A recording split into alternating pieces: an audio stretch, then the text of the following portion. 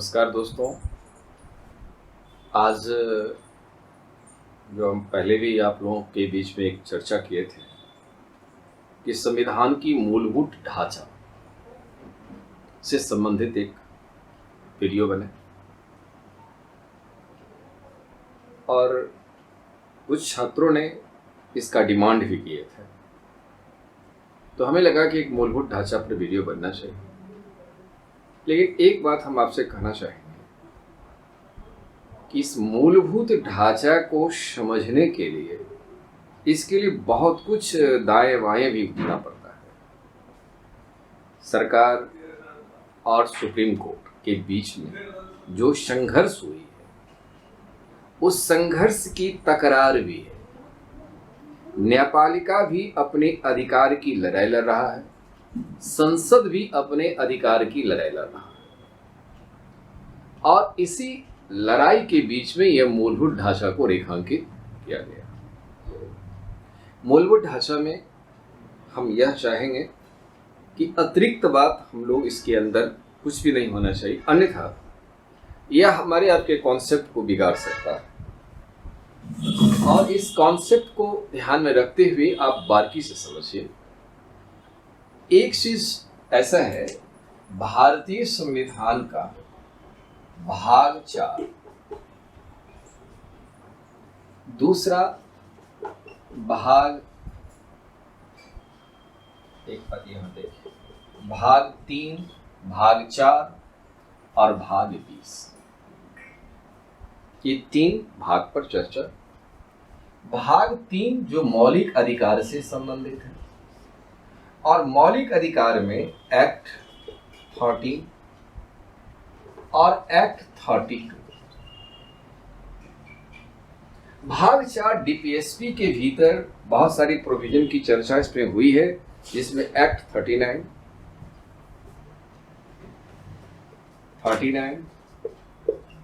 46 और भाग 20 के भीतर एक्ट सिर्फ एक है, 368। पहले हमको इस सिलसिला को समझना है। पहला बात देखिए, संविधान में संशोधन करने का अधिकार यहां है, ये डीपीएसपी से जुड़ा हुआ है। और एक चीज हमारे संविधान की इस मौलिक अधिकार के भीतर एक्ट 14 है, जहां पर समता का अधिकार है, कानून के समक्ष समता और कानून का समान संरक्षण। इस बात को कहा गया। 13 कहता है कि यदि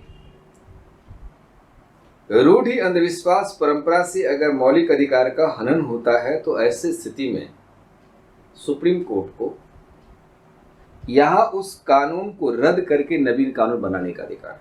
एक बात। दूसरा बात, राज्य सरकार या केंद्र सरकार को भी सरकार जनता के मूलभूत अधिकार को या जनता के मौलिक अधिकार को रद्द नहीं कर सकती।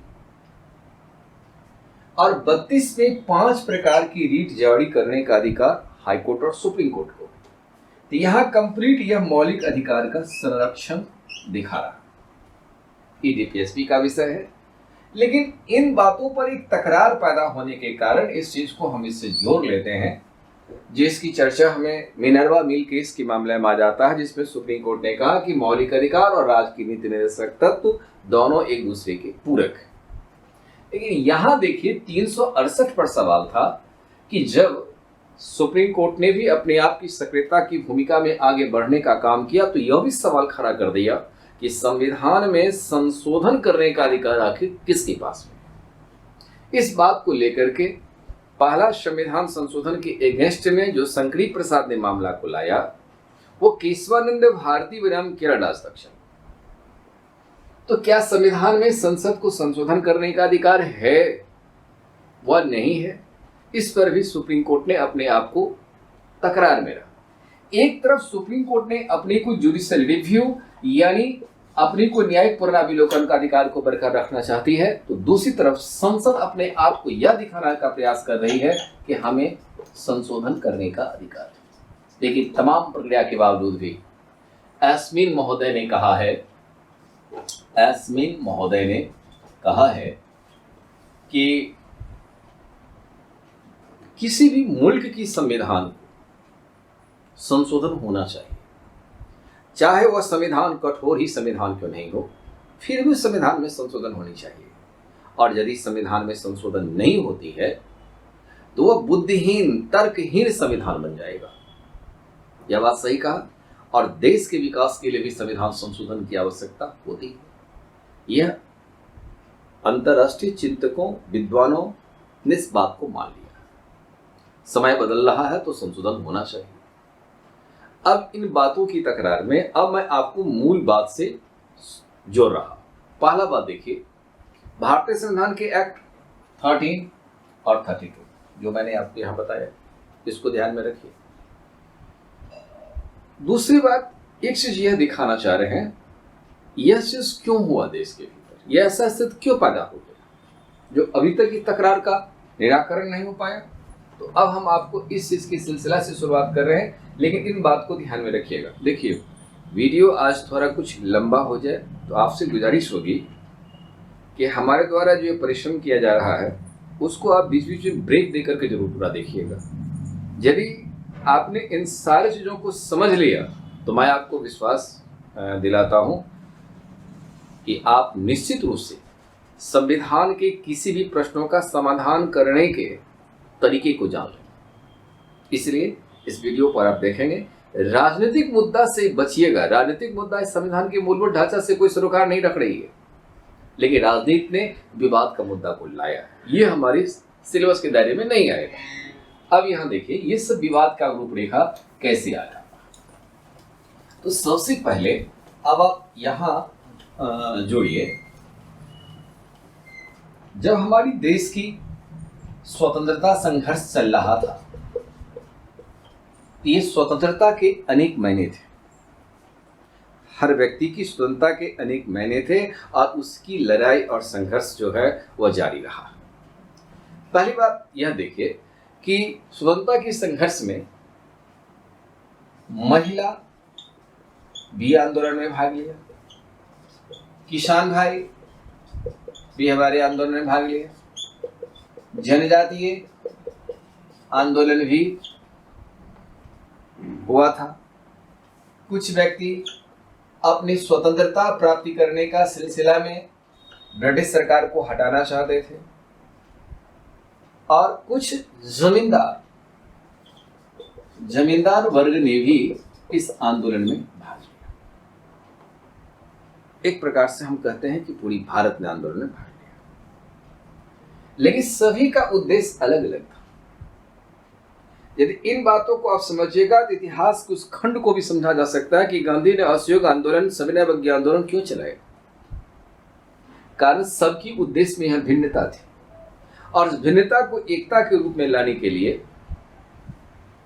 यह गांधी जी ने भी आंदोलन चलाया। इसलिए गांधी यदि देश में 30 जनवरी 1948 को दुनिया को छोड़ के चले गए, लेकिन यदि ये जिंदा रहते तो शायद संविधान की स्वरूप कुछ और परिवर्तित हो सकती थी। लेकिन ये एक अनुमान की बात बताए। यहां देखिए, स्वतंत्रता ब्रिटिश सरकार को यहां से हटाना है और हमें आजादी को प्राप्त करना है। महिला यह चाह रही थी हमें भी पुरुषों की तरह समानता का अधिकार।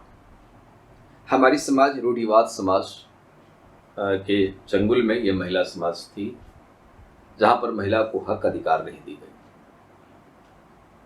और इस पर आज भी यदि हम इस पर एक वीडियो मैंने जारी किया था, आप देखे होंगे कि उसमें यूनिफॉर्म सिविल कोड के मुद्दे पर कि यदि आज हम हिंदू हैं तो हिंदू संवर्ग की जो महिला का जो अधिकार है वो मुस्लिम संवर्ग की जो महिला का अधिकार है, ये दोनों में कंट्राडिक्शन है।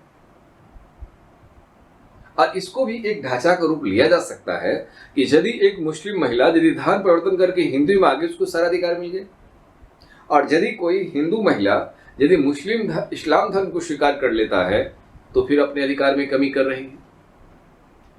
क्योंकि कुछ अधिकार ऐसा है कि पर्सनल लॉ के दायरे में ये मुस्लिम शरीयत कानून आ जाता है जो उसकी मार्क रोड़ा है, जबकि इधर संविधान कहता है कि आर्टिकल 14 जहां कानून के समक्ष समता और संरक्षण है और महिला सभी समान है, पुरुषों के समान अधिकार मिलना चाहिए।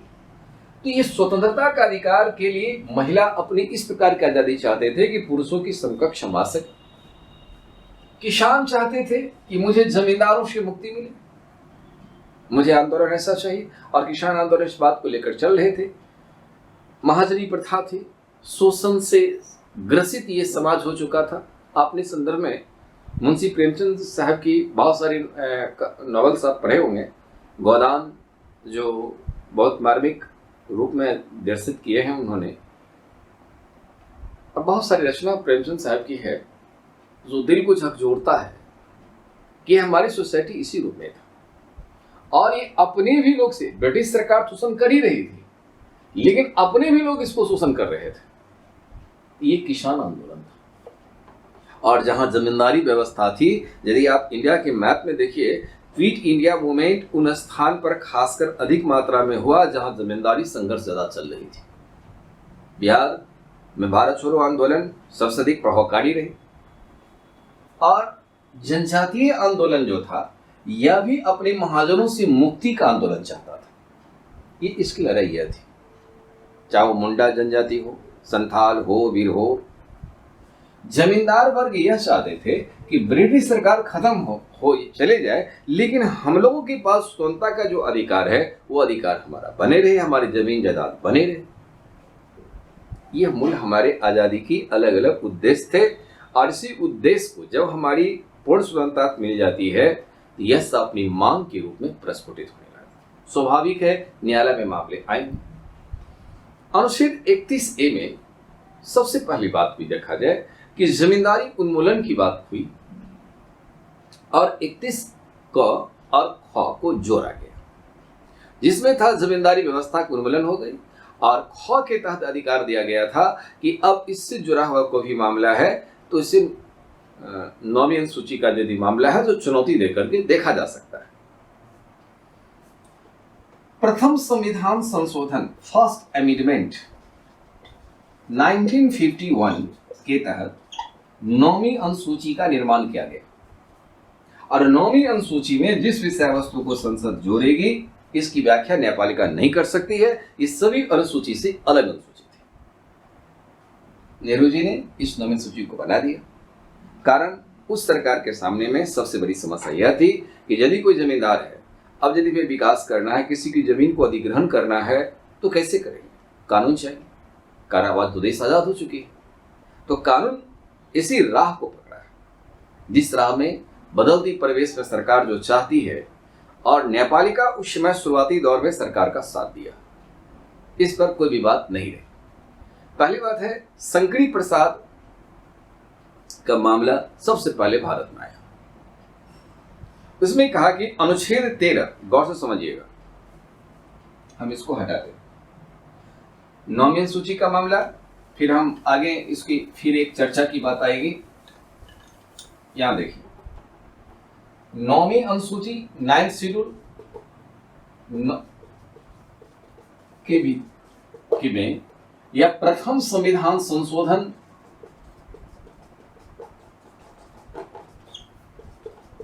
संविधान संशोधन 1951 का ये मामला, इसमें नौवीं सूची की सृजन की गई। 31A 31B ये जोड़ा गया। इसमें भू सुधार अधिनियम पारित किया गया, जमींदारी व्यवस्था को खत्म कर दी गई। बिहार, बंगाल, गुजरात इस जमींदारी व्यवस्था उन्मूलन करने के लिए यह संशोधन लाई गई। अब इसमें कहा गया कि यदि इसमें किसी प्रकार का कुछ बात ऐसी होगी तो चुनौती न्यायालय में दिया जा सकता है, ये बी में कहा गया। आज वर्तमान में नौवीं सूची के भीतर कुल 284 प्लस 81 285 कानून है, और 285 कानून में से 17 कानून यानी 13 कानून पंडित नेहरू द्वारा बनाया गया कानून है, और 4 कानून जो है इंदिरा गांधी की सरकार द्वारा बनाई गई है। और सुप्रीम कोर्ट ने एक बात को मान लिया कि 17 कानून जो है इस पर हम किसी प्रकार का हम विवाद नहीं करेंगे। कारण 24 अप्रैल 1973 को जब केशवानंद भारती बनाम केरल राज्य का जजमेंट दिया गया था, तो उसमें सुप्रीम कोर्ट ने यह कहा, स्पष्ट शब्दों में कहा कि हम 17 कानून पर किसी प्रकार का हस्तक्षेप नहीं करेंगे। किसी पर ऑलरेडी राज्य का सूची होता है, वह कानून बना सकता है। तो 284 माइनस 17 यानी 267 कानून पर अब जो है यह संविधान की मूलभूत ढांचा में है वह नहीं है, हम इसकी व्याख्या कर सकते हैं। यह बात सुप्रीम कोर्ट के एक इशारे से कहा दिया गया। अब इसकी बारीकी से बात को समझिए। प्रथम संविधान संशोधन जो किया गया 1951, इस संविधान संशोधन के विरुद्ध में शंकरी प्रसाद नाम के शख्सियत ने मामला अदालत में लाया, जिसमें यह सरकार को चुनौती दिया था कि अनुच्छेद 13 मूल अधिकार को छीनने वाली विधि अधिनियमित किए जाने का प्रतिषेध करता है, इसलिए यह संशोधन सही नहीं है। अनुच्छेद 368 के तहत किया गया यह संशोधन इसके दायरे में नहीं आता है, जहां 13 जनता को मौलिक अधिकार की संरक्षण प्रदान करती है और संसद द्वारा किए गए कार्य जो 368 है यह उचित नहीं। इस पर सुप्रीम कोर्ट ने यह जजमेंट दिया। क्या जजमेंट दिया? शंकरी प्रसाद के मामले में इसको देखिए।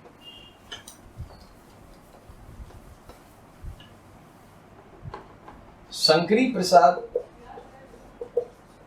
की चुनौती को न्यायपालिका ने स्वीकार करते हुए 1951 में प्रथम संविधान संशोधन के अगेंस्ट में यह मामला आया था। तो ये 1951 था, उसके जस्ट बाद यह आया 1952 का मामला आ गया। इसमें कहा गया कि मौलिक अधिकार में संसद संशोधन कर सकती है। मैं यस कर दिया, समझिएगा, यस माने हाँ कर सकती है। फिर कहा कि संविधान में, संपूर्ण संविधान में संसद को संशोधन करने का अधिकार है, यस।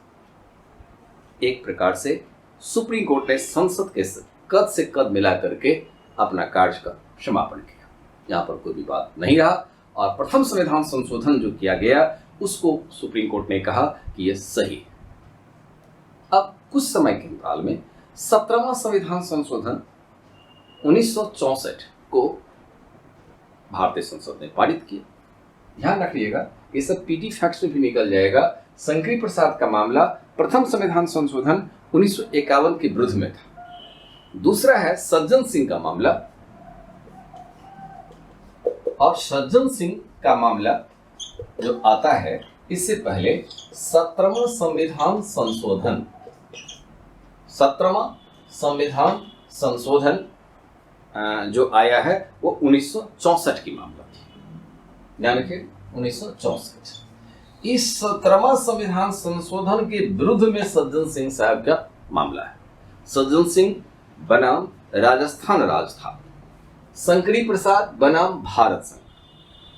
1952 सज्जन सिंह बनाम राजस्थान राज, यह 1965 का मामला था। यह मामला 1965, क्योंकि 64 में सरकार ने जजमेंट दिया। जैसे पहला संविधान संशोधन 1951 था, 51 के बाद शंकरी प्रसाद 52 में मामला आ गई और सज्जन सिंह ने 1965 में मामला पेश किया 17वां संविधान संशोधन के विरुद्ध, जिसमें संपदा शब्द की व्याख्या की गई थी। और संपदा शब्द के भीतर में यह कहा गया था, जिसकी व्याख्या हुई उस बात को लेकर के यह मामला यहाँ पेश हुआ। इसमें सज्जन सिंह के मामला में देखिए, पहले सुप्रीम कोर्ट की जजमेंट क्या थी। सुप्रीम कोर्ट की जजमेंट शंकरी प्रसाद के जजमेंट का बराबर में रखा गया, यानी बराबर कोई अंतर नहीं रखा गया। जैसे इसमें कहा गया मौलिक अधिकार में संसद को संशोधन करने का अधिकार है, यस। जैसे मैंने यहाँ लिखा संसद को संशोधन करने का अधिकार है शंकरी प्रसाद में, तो यहाँ भी कहा कि संसद को संशोधन करने का अधिकार है। दूसरा बात कहा कि संविधान में संसद को संशोधन करने का अधिकार है, यस। कोई परिवर्तन नहीं थी उसमें, ए टू जेड बात कहा गया। इसमें अब बात गौर करने वाली बात थी कि मोहम्मद हिदायतुल्लाह खान बाद में सुप्रीम कोर्ट के चीफ जस्टिस बन जाते हैं और कार्यवाहक राष्ट्रपति भी बने, और न्यायाधीश मुघोलकर ने अलग अलग विचार दिया। अब विचार बड़ा गंभीर है। हिदायतुल्लाह खान का कहना है, गौर से समझिएगा, हिदायतुल्लाह खान का कहना है कि राज्यों का समर्थन लेकर यदि संविधान संशोधन हो तो मूल अधिकार प्रभावित नहीं होगा। यानी हिदायतुल्लाह खान साहब का यह कहना था कि राज्यों से भी, हिदायतुल्लाह खान कि राज्यों के समर्थन से संविधान संशोधन होना चाहिए, इससे मौलिक अधिकार पर कोई भी फर्क नहीं पड़ेगा। उन्होंने अंदेशा व्यक्त किया यदि सीधे सीधे हम यदि संसद को संशोधन करने के लिए कह देते हैं तो राज की तो बात रखेगी नहीं, तो हो सकता है कि संसद के निरंकुशता की स्थिति में आ जाए तो मौलिक अधिकार को प्रभावित कर सकता है। यह हिदायतुल्लाह खान साहब ने यह बात जजमेंट एक सामान्य भाषा में बात को समझिए। हिदायतुल्लाह खान साहब ने कहा कि मौलिक अधिकार जनता के है और जनता के अधिकार को खात्मा किया नहीं जा सकता। अनुच्छेद 13 भी संरक्षण में दे रहा है और 32 के तहत वो मामला हमारे पास में आ सकता है, सुप्रीम कोर्ट के पास में आ सकता है। इसलिए यदि संविधान संशोधन मौलिक अधिकार में करेगी संसद तो बेटर है कि आप राज्यों से भी आप समर्थन ले लीजिए। जिस तरीका से आपका संविधान संशोधन जो एक कठोरवादी व्यवस्था के तहत हो जाती है कि आधी राज और भारत के संसद संशोधन करे, तीसरा तरीका जो है यह तरीका को अपना ले। सीधे सीधे एक बात हिदायतुल्लाह खान साहब ने कहा। फिर दूसरी तरफ न्यायाधीश मुघलकर इस बात से सहमत नहीं थे। न्यायाधीश मुघलकर का कहना यह था कि प्रत्येक संविधान का मूल लक्षण उसके आधार स्तंभ होता है, यानी बेसिक स्ट्रक्चर ऑफ कॉन्स्टिट्यूशन जो होता है वह बेसिक बात होता है, इसमें किसी प्रकार का परिवर्तन नहीं होता है। यह बात कहा कि मौलिक अधिकार में परिवर्तन नहीं होता है और यहां कहा कि परिवर्तन मौलिक अधिकार में किया जाएगा बशर्ते राज्यों के समर्थन से, शर्त रख दिया।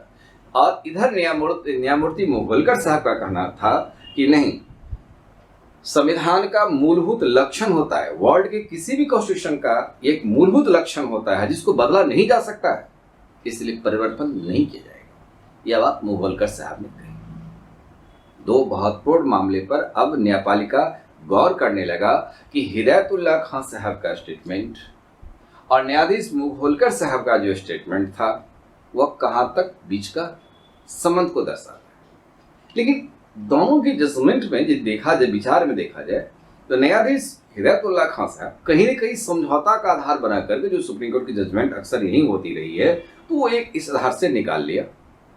लेकिन मुघलकर साहब ने यह अधिकार सुप्रीम कोर्ट के हित को ध्यान में रखकर कहा है, यह मामला एक तरफ से न्यायालय का बनता है, इसमें राजनीतिक हस्तक्षेप नहीं होना चाहिए।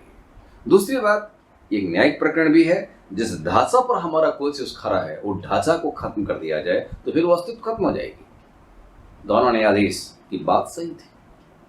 अब आगे देखिए, मामला आगे की सफर आती है। अब होती है तकरार का दौर। इसका मतलब है कि हमारी न्यायपालिका भी अब विषय वस्तु को समझ रही है। अब हमारी देश के में संवैधानिक व्यवस्था का आधार क्या होना चाहिए। लेकिन इन तमाम बातों की बात जो मैं बहुत पहले से भी आपको कहते आ रहा हूँ, संविधान सभा में प्रतिपक्ष के जो नेता नहीं थे, इस वजह से ये सारे सवाल खड़े होते गए। अब चलिए, गोलकनाथ के मामले में अब एक मामला आ जाता है गोलकनाथ का। अब आप लोग समझ गए।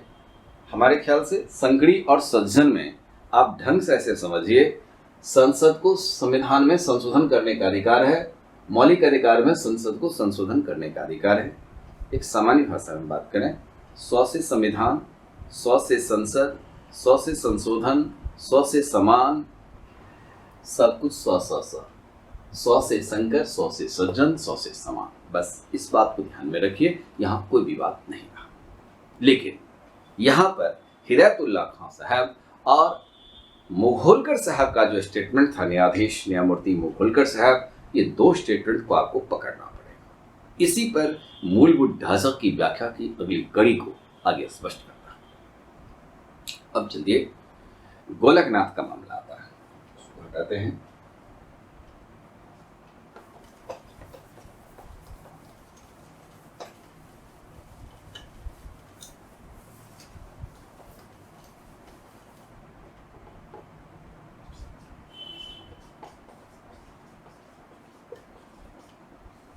गोलकनाथ बनाम पंजाब राज, बड़े ही विचारणीय मुद्दा यहाँ पर आ जाता है। यहाँ 22 फरवरी 1967 को सुप्रीम कोर्ट की जजमेंट, ये डेट संभव हो तो याद रखेंगे, 1967 को ये जजमेंट आया। सुप्रीम कोर्ट का, और ये 11 सदस्यीय खंडपीठ है और इसमें 6-5 के बहुमत से निर्णय दिया गया। अर्थात 5 न्यायाधीश जो थे यहाँ, ये संकरी और सज्जन के मामला में जो जजमेंट दिए थे, इस बात से यानी पूर्व की बात से सहमत थे, इस पर कोई विरोध नहीं थी। लेकिन ये 6 न्यायाधीश जो थे पूर्व की बात से असहमत थे, इसीलिए बहुमत हो गया 6 का। अब इसमें प्रक्रिया थोड़ी सी गंभीर हो गई, लेकिन देखिए जैसे मैं आपको ये बताए हैं कि इसमें हिदायतुल्लाह खां साहब और न्यायमूर्ति मुघलकर साहब, ये दोनों की कॉन्सेप्ट को ध्यान रखिएगा। यदि इस कॉन्सेप्ट को आप यदि भुला जाइएगा तो आगे की प्रक्रिया को समझने में थोड़ा सा दिक्कतें आ जाएगी। इसलिए वीडियो को नहीं हुआ तो रिवर्स करके भी आप जान लें, या फिर से मैं एक बार बता देता हूँ। हिदायतुल्लाह खां साहब ने राज्यों की समर्थन लेकर के कहा संसद को कि आप मौलिक अधिकार में संशोधन कर लो, लेकिन मुघलकर साहब का कहना यह था कि प्रत्येक संविधान का मूलभूत लक्षण होता है और इस लक्षण को नहीं बदला जा सकता। अब यहां देखिए गोलकनाथ के मामला में यहां न्यायाधीश सुब्बाराव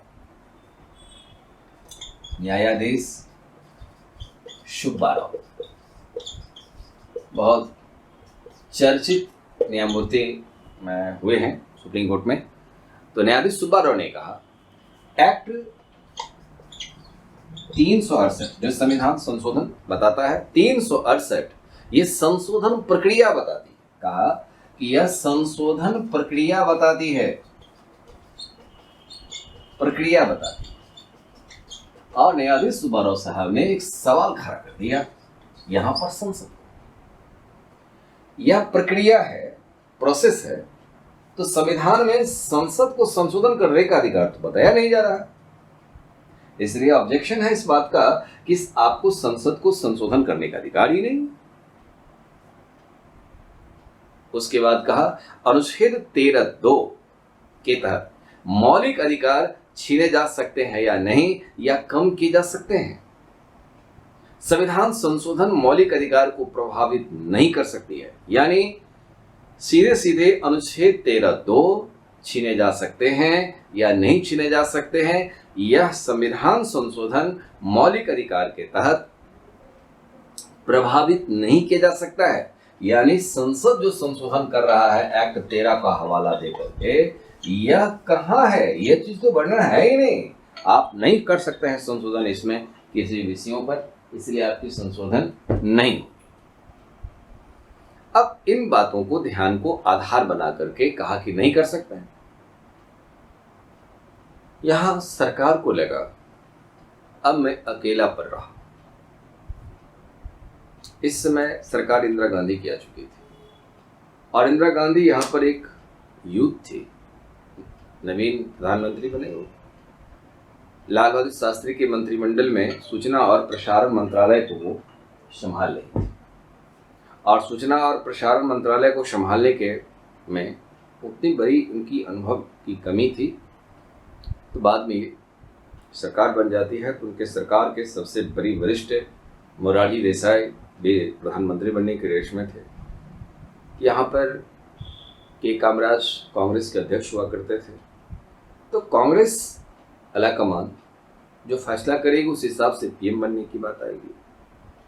तो यहाँ पर के कामराज अंत में मोहर लगा देते हैं इंदिरा गांधी पर और इनको उप प्रधानमंत्री बनाया गया और वित्त विभाग दिया।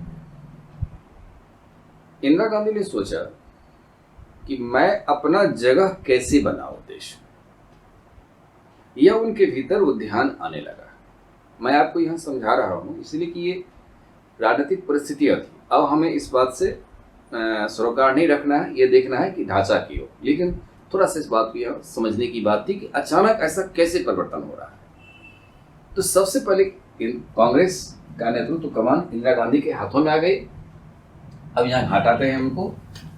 तो कांग्रेस ने अब चाहा कि राष्ट्रीयकरण की नीति को अपना लें और राष्ट्रीयकरण की नीति अपनाकर हम देश को इस विषय से जोड़ करके काम करें। तो राष्ट्रीयकरण की नीति यहाँ पर अब कांग्रेस बना रहा।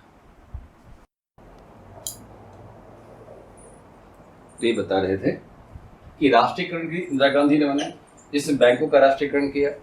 और बैंकों का राष्ट्रीयकरण जब उन्होंने किया तो पहले बड़े बैंकों का 14, फिर बाद में 6, कुल 20 बैंक, और बाद में न्यू बैंक ऑफ इंडिया का विलय पीएनबी में हो गया। तो राष्ट्रीयकरण करके वो आम जनता से जुड़ना चाहती थी इंदिरा गांधी, तो उन्होंने एक कदम उठाया। दूसरा, पीवी फर्स को कानून ला करके राजा, युवराज, महाराज की जो सुविधा दी जाती थी, जो पटेल साहब ने ऐसा संदेश समझौता किया था देशी रियासत एकीकरण में, तो अब उस कानून को खत्म करना चाहते थे। क्योंकि राजा महाराजा की संपत्ति को छीना जाए, यदि वो संपत्ति नहीं छीनेंगे, आम जनता को ये जनकल्याण का राह नहीं बन सकता। ये कहीं न कहीं दौराव पैदा कर रहा है। समय से इंदिरा गांधी की सरकार ने अब वो जनता से जुड़ने के लिए भारतीय संसद से उन्होंने समय समय पर कुछ संशोधन पास किया। अब उसी संशोधन को पहले मैं इस क्रम को बता देता हूं, वह संशोधन कौन कौन सा था जिस पर मामला गंभीर हुआ है। अब यहां देखिए,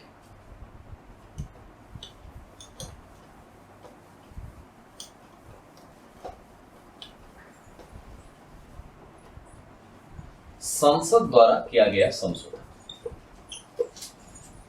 अब इस संसद ने कौन कौन ऐसा संशोधन किया है जो कि सीधे सीधे मूलभूत ढांचा पर उसकी इशारा हुई, माना है सुप्रीम कोर्ट ने। पहला बात 24वां संविधान संशोधन, समझ जाइएगा, 24वां संविधान संशोधन, ये सब के सब 1971 का मामला किया है, क्योंकि गोलकनाथ में मामले को पलट दिया गया। शायद गोलकनाथ मामला को कैसे समझा जाए तब आप इसको समझिएगा, नहीं तो 71 की मामला को ये नहीं समझा जा सकता है।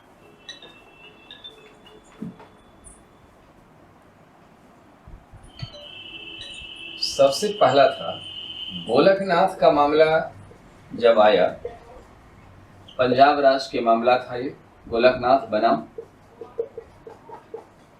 पंजाब राज्य,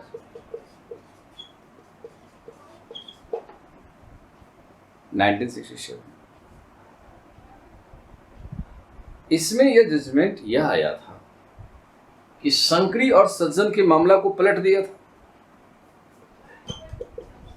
मौलिक अधिकार में संसद को संशोधन करने का अधिकार, बोला कि नहीं। फिर बोलता है कि संविधान में संशोधन, संसद को संशोधन करने का अधिकार नहीं, जस्ट शंकरी और सज्जन के मामला को पलट दिया गया। और उसकी बात कहा, सज्जन के मामला को जब पलट दिया गया तो कहा गया कि सर्वोच्च न्यायालय को न्यायिक पुनराविलोकन का अधिकार है और इस अधिकार के तहत दिए गए निर्णय को हम बदल सकते हैं। इस सब बात की चर्चा हमने आपको किया है। अब इन बातों को ध्यान में रखकर इंदिरा गांधी सरकार को ऐसा लग रहा था कि अब ये सरकार कहीं हमारी अलग थलग ना पड़ जाए, उसकी अब वो डिफेंस करना चाह रही है और इसी डिफेंस के भीतर में संसद द्वारा यह संविधान में संशोधन किए।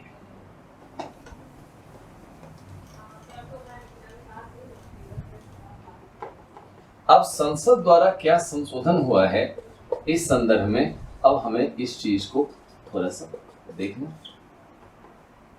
पहला संविधान संशोधन उन्होंने पास जो किया है इधर 1967 यानी गोलकनाथ मामले के विरुद्ध में 24वां संविधान संशोधन 1971, इसमें कहा कि संसद द्वारा जो भी संविधान संशोधन किए जा रहे हैं उसकी व्याख्या न्यायपालिका नहीं करेगी। सीधे कह दिया, उसकी व्याख्या न्यायपालिका नहीं करेगी। अब आप संशोधन कर लीजिए। दूसरा दिया था 25वां संविधान संशोधन, ये सब के सब 1971 में, कि सार्वजनिक संपत्ति को, सार्वजनिक यानी कल्याण के लिए हम संपत्ति का अधिग्रहण कर सकते हैं, संपत्ति का अधिग्रहण कर सकते हैं, ये सरकार ने कहा। यह भी एक संशोधन, सार्वजनिक संपत्ति को अधिग्रहण हम कर सकते हैं, यानी सार्वजनिक कल्याण के लिए संपत्ति अधिग्रहण कर सकते हैं, यानी हम जो किसी की जमीन को छीने हैं वो छीन सकते हैं। फिर एक संशोधन इंदिरा गांधी ने लाई, जो वैसे मैंने बताया था, 26वां संविधान संशोधन 1971, जिसमें था प्रिवी पर्स एक्ट, और प्रिवी पर्स एक्ट की समाप्ति करके प्रिवी पर्स एक्ट के तहत राजा, युवराज और उनके पत्नी को, रानी को जितनी सुख सुविधा दी जाती थी, ये सब के सब खत्म कर दिया गया। फिर एक मामला और देखिए, 29वां संविधान संशोधन फिर से लाया जाता है, जो बहुत ही चर्चित सुप्रीम कोर्ट के नजरों में रहा, 1972। इसमें कहा गया कि व्यक्तिगत संपत्ति पर भी हम अंकुश लगा सकते हैं, उसको हम मुआवजा दे सकते हैं, और संपत्ति के अधिकारों को सीमित किया जा सकता है।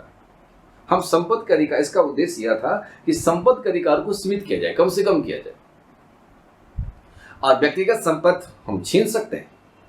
केरल भूमि सुधार के 2 अधिनियमों को संविधान के 9वीं अनुसूची में जोड़ दिया गया।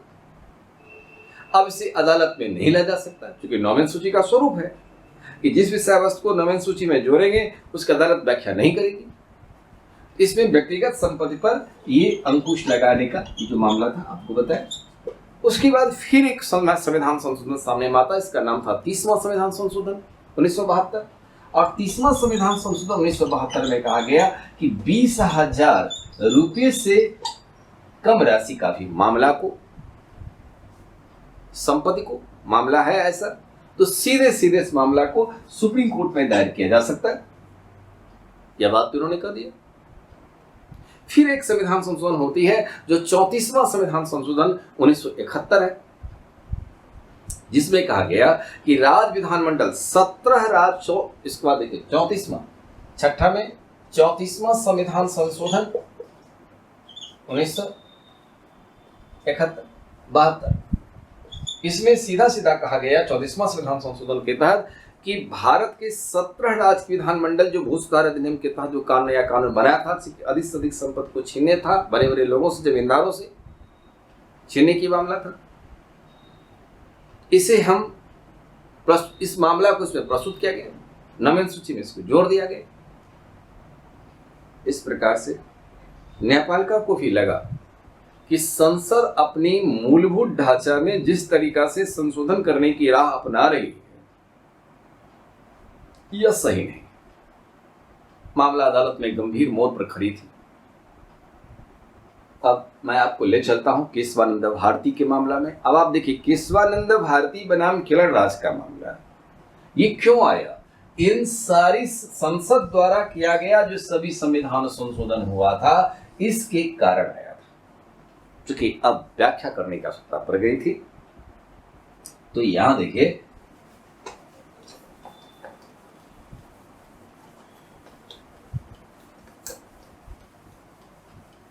अब आइए केशवानंद भारती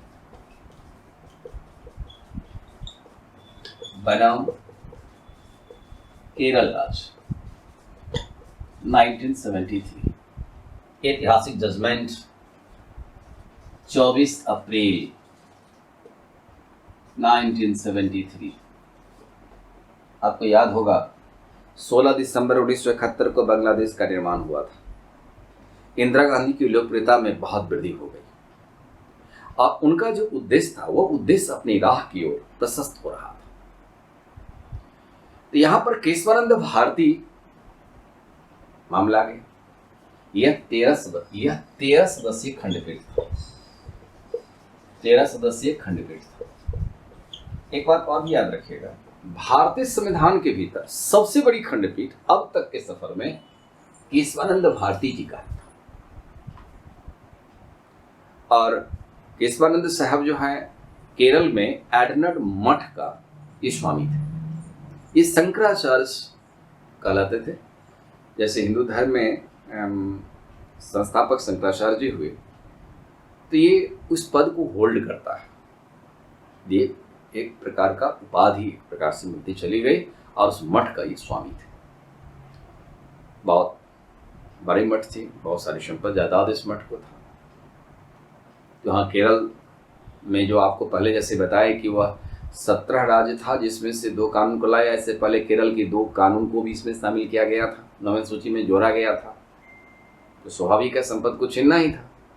और सार्वजनिक जन कल्याण के उद्देश्य से संपत्ति छीनना सरकार ने अपना आप को उद्देश्य बना रखा था। और केंद्र की सरकार, इंदिरा गांधी की सरकार, अपने आप को नेशनल आधार ऐसा बना रहा है कि अब इंदिरा गांधी एक प्रकार का हीरो के रूप में साबित हो। तो यहाँ केशवानंद भारती बनाम केरल राज्य के मामला में यह 13 सदस्यीय थी। और एक बात याद रखिएगा, इसमें संसद ने सबसे लंबा समय तक 63 डेज बैठक किया और दूसरा सबसे लंबी बैठक राम जन्मभूमि बाबरी मस्जिद के प्रकरण पर हुआ था, जहां 40 दिन की बैठक हुई थी। बैठक में भी शीर्षस्थ है यह, और सबसे बड़ी खंडपीठ में भी शीर्षस्थ है केशवानंद भारती मामला। इसमें 7 न्यायाधीश एक पक्ष पर निर्णय दिया था और इसमें 7 न्यायाधीश ने यह कहा था कि 24वां संविधान संशोधन और 29वां संविधान संशोधन जो है, यह संशोधन विधिमान्य, यह मौलिक अधिकार की हिस्सा है, मूलभूत हिस्सा है। अब इसमें उन्होंने क्या कहा है, गोलकनाथ का जो मामला था उसको इन्होंने पलट दिया और संकरी और सज्जन के मामला को यथावत कर दिया। यहां पर क्या कहता है, मौलिक अधिकार में संसद को संशोधन करने का अधिकार है। एक बात इन्होंने यह कहा कि है। दूसरा बात कहता है कि संविधान में संसद को संशोधन करने का अधिकार है, जैसे आपने संकरी और सज्जन के मामला को पढ़ा था। फिर कहता है कि फिर हालांकि इसमें बहुत कुछ बोला गया है, प्रस्तावना संविधान का भाग है, तो ये सब हम मूलभूत ढांचा को लेकर चल रहे हैं। फिर कभी ऐसा हुआ तो सुप्रीम कोर्ट के ऐतिहासिक जजमेंट पूरी जितनी भी हैं सबको हम व्याख्या कर लेंगे। तो यहाँ देखिए मूलभूत ढांचा से रिलेटेड, तो वीडियो लंबी हो जाएगी।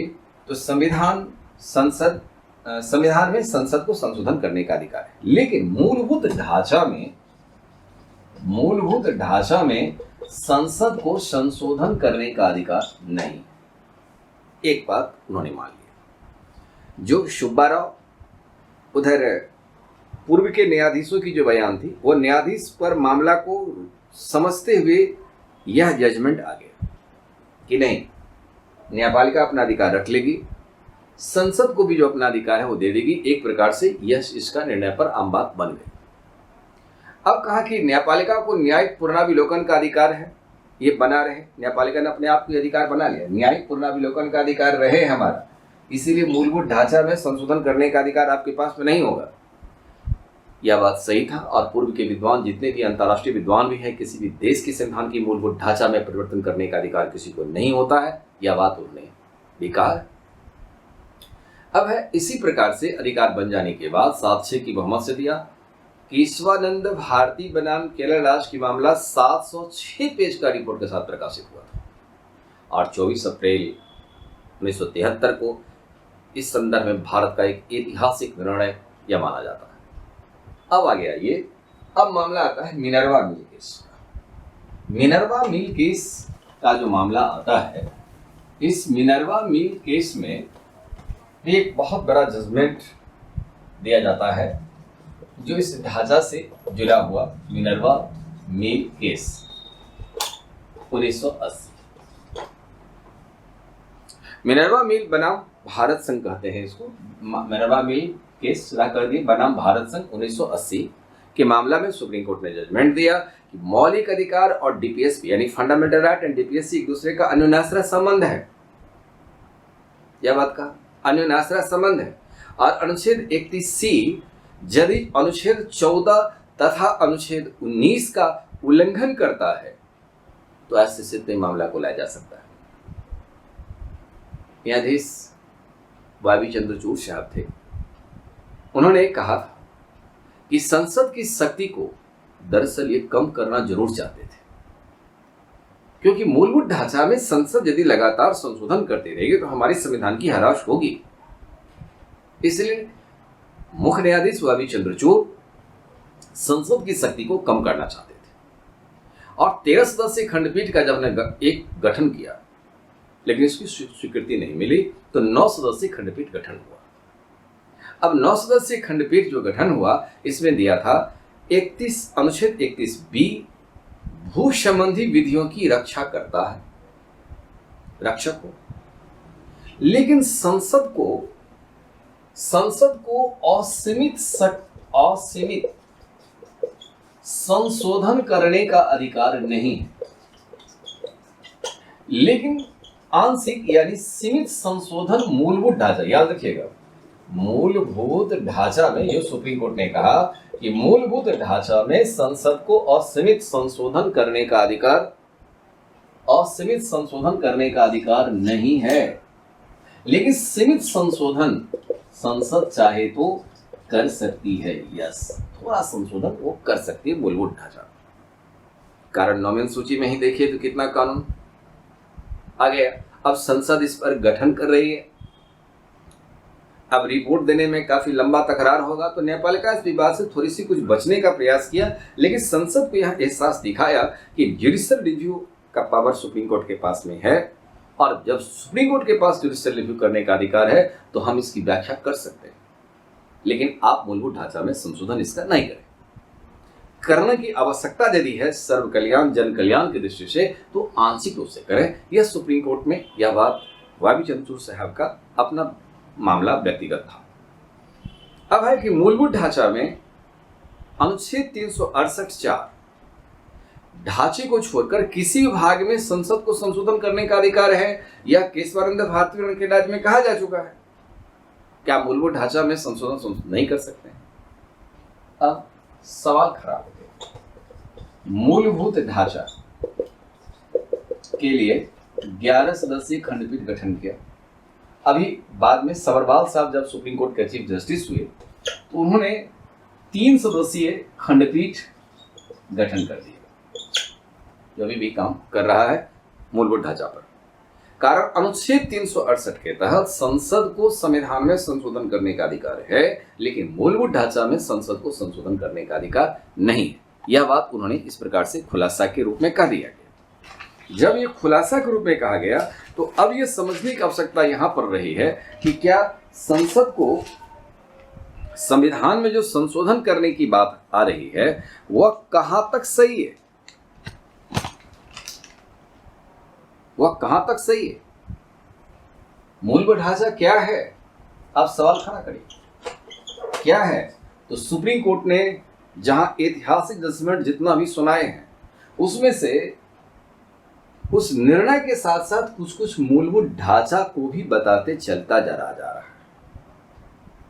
और ये मूलभूत ढांचा, अब आप देखिए इतना लंबे संघर्ष के बाद अब मूलभूत ढांचा को जो सुप्रीम कोर्ट ने रेखांकित किया है वह इस प्रकार है।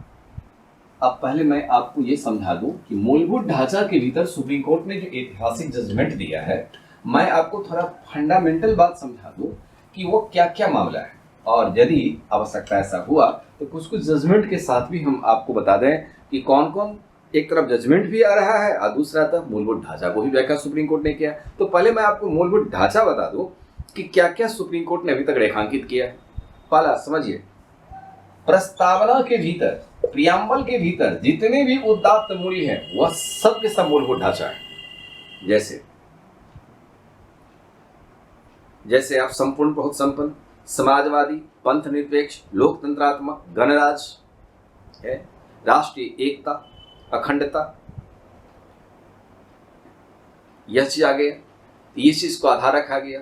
कानून का शासन, पंथ निरपेक्ष, न्यायिक समीक्षा, कानून का शासन, मौलिक अधिकार के आधारभूत सिद्धांत, संसदीय प्रणाली, व्यक्ति की गरिमा, मौलिक अधिकार, राज की नीति में तत्व के बीच संतुलन यानी बैलेंस, समानता, धर्म और जाति के नाम पर वोट नहीं मांगना, ये इसको बाहर रखा गया।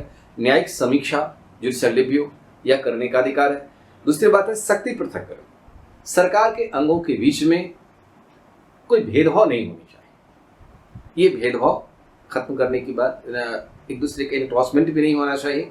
यदि इनक्रॉचमेंट होता है, इससे हमारी संवैधानिक व्यवस्था जो है वो प्रभावित होता है।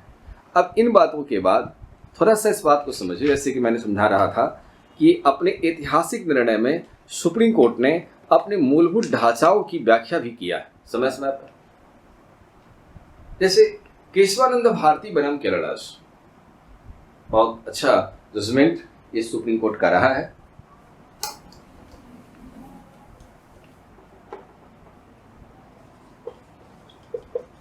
केशवानंद भारती, बनाम केरल राज्य। सुप्रीम कोर्ट मैंने कहा कि एक तरफ अपना ऐतिहासिक निर्णय दे रही है और दूसरा तरफ अपना जजमेंट भी, ये मूलभूत ढांचा की व्याख्या भी कर रहा है। इसमें दिया आप संघीय चरित्र, शक्ति पृथक्करण, गणराज्य, कल्याणकारी, स्वतंत्रता, गरिमा, संप्रभुता, एकता, यह चीज केशवानंद भारती बनाम केरल राज्य में मूलभूत ढांचा का आधार मानते हुए सुप्रीम कोर्ट ने निर्णय में कहा। दूसरा मामला इंदिरा, नेहरू, गांधी वाद। इस वाद में सुप्रीम कोर्ट ने कहा है न्यायिक समीक्षा, कानून का शासन, संप्रभुता, लोकतंत्रात्मक शासन, स्वतंत्रता, निष्पक्ष चुनाव, धर्मनिरपेक्षता, धार्मिक स्वतंत्रता, अवसर की समानता, यह चीज इंदिरा, नेहरू, गांधीवाद में कहा गया। उसके बाद आपने इतिहास जजमेंट, अभी थोड़ा देर पहले मैंने चर्चा किया, मिनर्वा मिल केस जो 1980 का मामला था, बनाम भारत संघ के मामला में था। इसमें कहा न्यायिक समीक्षा, फंडामेंटल राइट एंड डीपीएसपी के बीच में बैलेंस यानी संतुलन होनी चाहिए इस बात। उसके बाद उन्होंने भीम सिंह का मामला में भी सुप्रीम कोर्ट ने अपने मूलभूत ढांचा की बड़ी ऐतिहासिक बातों को सामने में रखने का काम किया। भीम सिंह की मामला 1981 में था, कल्याणकारी, हमारा भारत एक वेलफेयर स्टेट के रूप में आए, एक कल्याणकारी व्यवस्था के साथ वह कार्य करे। फिर पी संबा मूर्तिवाद, पी शंबा मूर्तिवाद, इसमें सुप्रीम कोर्ट ने कहा कि न्यायिक समीक्षा, कानून का शासन यह होना चाहिए। फिर आगे एक बहुत बड़े महत्वपूर्ण निर्णय सुप्रीम कोर्ट का था जिसमें दिल्ली जुडिशियल सर्विस एसोसिएशन वाद, दिल्ली जुडिशियल सर्विस एसोसिएशन वाद में यह कहा गया एक्ट दिल्ली जुडिशियल सर्विसवाद एसोसिएशन सर्विसवाद, अब इसको सीधा हम बोल देते हैं सर्विसवाद में सुप्रीम कोर्ट का जजमेंट था अनुच्छेद 32 जो रीट से रिलेटेड था, 136, 141, 142, यह सुप्रीम कोर्ट का अधिकार है, सुप्रीम कोर्ट का अधिकार है जो ढांचा में है। इंदिरा साहनीवाद और रामनारायणवाद में भी यह बात कहा गया है 1992 में आकर के कि कानून का शासन और समानता यह बेसिक स्ट्रक्चर के दायरे में आता। एसआर बॉम्बे जिस मामला में बहुत इतिहास जजमेंट था, जहाँ 356 के संदर्भ में या बॉम्बे साहब के मामला में सुप्रीम कोर्ट की जजमेंट थी, उसमें उन्होंने कहा गया एसआर बॉम्बे मामला में 1994 में कि सामाजिक न्याय, लोकतंत्र, राष्ट्र की एकता तथा अखंडता, न्यायिक समीक्षा, संघवाद, इस बात की उन्होंने व्याख्या की। एक बात इसमें गौर कीजिएगा कि जो जितना महत्वपूर्ण ऐतिहासिक जजमेंट सुप्रीम कोर्ट ने व्याख्या किया संविधान के ध्यान में रख करके, उतना अधिक आधारभूत ढांचा को भी रेखांकित करने का काम किया है। कि उसके बाद चलिए कि वो तो होलोनवाद जिसमें स्वतंत्र और निष्पक्ष चुनाव, लोकतंत्र, इस पर भी उन्होंने कहा गया। और राम जेठमलानी वाद जो 2011 में था, उसमें एक्ट 32 के बारे में सीधा कहा यह मामला सर्वोच्च न्यायालय का अधिकार क्षेत्र में बनता है। फिर नमित शर्मावाद 2013 का मामला है जिसमें कहा गया कि व्यक्ति की स्वतंत्रता का अधिकार है, ये तो है ही, तो मौलिक अधिकार का हिस्सा के साथ साथ मूलभूत ढांचा का हिस्सा भी माना गया। मद्रास एसोसिएशन वाद में भी इसमें न्यायिक समीक्षा पर बल दिया गया और न्यायिक समीक्षा को मूल अधिकार का हिस्सा माना गया।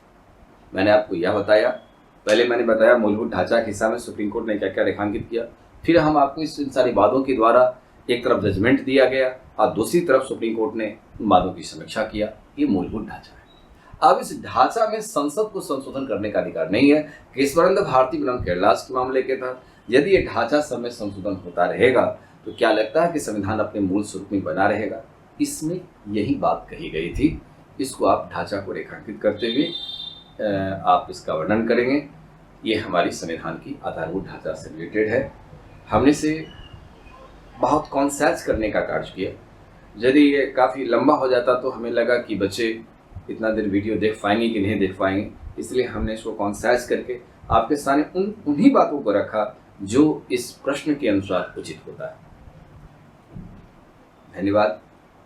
फिर दूसरे वीडियो के साथ हम फिर पेश होंगे, जहां हम देखेंगे कि किस प्रकार की विद्यार्थी की डिमांड इस वीडियो की रहती है। आप लोग अपना कमेंट भी भेजते रहिएगा ताकि हमें भी अच्छा लगेगा। फिर हम मुलाकात करते हैं। धन्यवाद। तब तक आप भी खुश रहिए, मुस्कुराते रहिए और दूसरे को भी हंसाते रहिए। धन्यवाद।